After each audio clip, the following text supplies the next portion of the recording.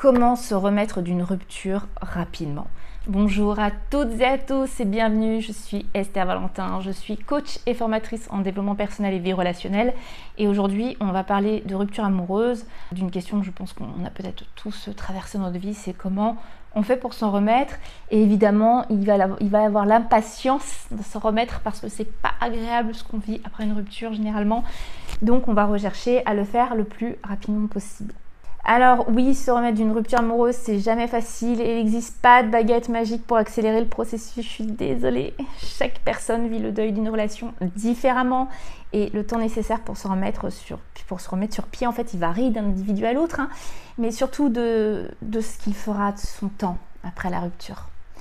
En effet, une personne peut prolonger la douleur ressentie après une rupture en ressassant, en cherchant à rester en lien avec son ex, soit directement, soit par exemple en l'espionnant sur les réseaux ou en questionnant ses proches, mais également prolonger la douleur simplement en ne mettant rien en action pour se détourner de cette relation qui a pris fin et en ruminant les bons moments, en les enjolivant même et en ne pensant à ce qui est fini. Alors qu'une personne qui va mettre de l'éloignement physique avec son ex, ça va aussi se permettre en fait de mettre de l'éloignement émotionnel plus rapidement. Et ce qu'elle va mettre en place peut faire considérablement avancer son deuil amoureux. Comme par exemple se tourner vers des amis, s'inscrire à de nouveaux loisirs, s'adonner à des projets personnels pour se retrouver et pour réoccuper son espace et ses émotions par ce qui lui appartient. Il faut savoir que tout le monde ne vivra pas la rupture avec la même intensité parce que ça va dépendre déjà du degré de dépendance qu'on a donné à cette relation.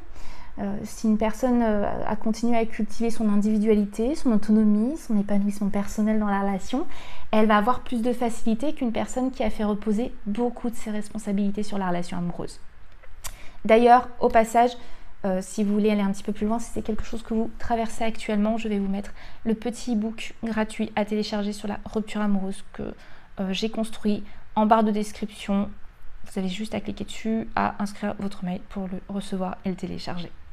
Alors, voici quelques conseils qui peuvent vous aider à traverser cette épreuve et vous remettre plus rapidement d'une rupture amoureuse. Première chose, acceptez vos émotions. Il faut que vous l'entendiez. Ne refoulez pas votre tristesse, votre colère ou votre confusion. Permettez-vous vraiment de ressentir toutes ces émotions. Elles font partie intégrante du processus de guérison.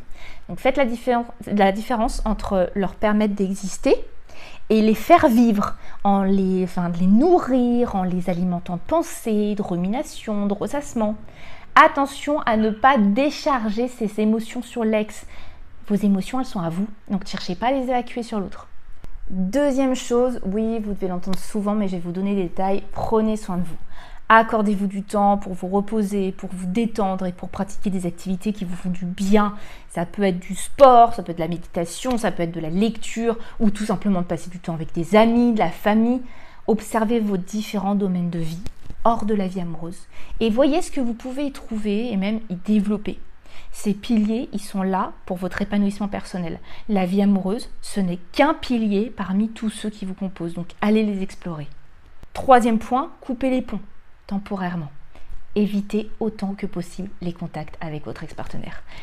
Évitez les lieux que vous fréquentiez ensemble et les souvenirs qui vous rappellent votre relation. Vous n'avez pas besoin de nouveaux souvenirs pour l'instant, d'accord? Donnez-vous le courage de penser bien-être personnel plutôt que retour en arrière. Ce que votre esprit va vous faire penser qu'il est bon de faire parce qu'il a peur du changement et il a peur de l'inconnu. Alors qu'au contraire, vous allez devoir plutôt vous rassurer sur le fait que votre vie amoureuse ne dépend pas et ne dépendra jamais d'une autre personne que vous. Donc laissez de côté l'idée d'être ami tout de suite avec votre ex, d'accord? On ne transforme pas les sentiments sur demande, on leur laisse le temps. Et si ça doit se faire, c'est quand vous irez mieux. Autre point, entourez-vous. Parlez de ce que vous ressentez à des personnes de confiance. Le soutien de votre entourage, il est précieux dans ces moments-là. Alors attention à ne pas en parler tout le temps et ne vous faire vivre que de ça, d'accord?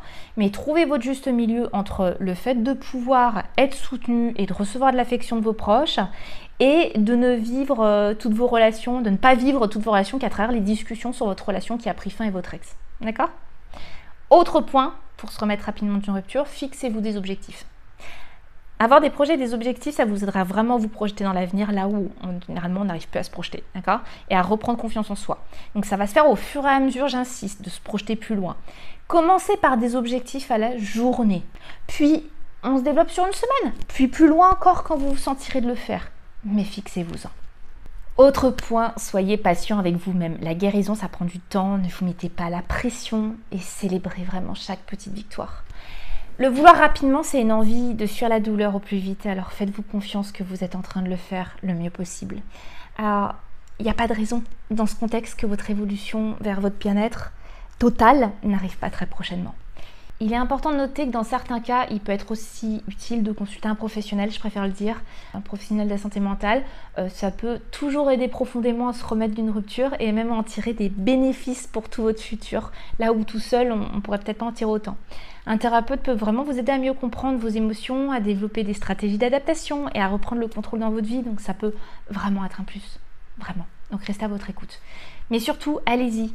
Vraiment, là j'insiste, si vous ressentez une douleur qui est trop forte ou qui dure trop longtemps, faites attention à ne pas faire une dépression amoureuse et soyez la personne qui s'investit pour aller mieux. C'est absolument ce que vous avez besoin aujourd'hui, d'être cette personne pour vous.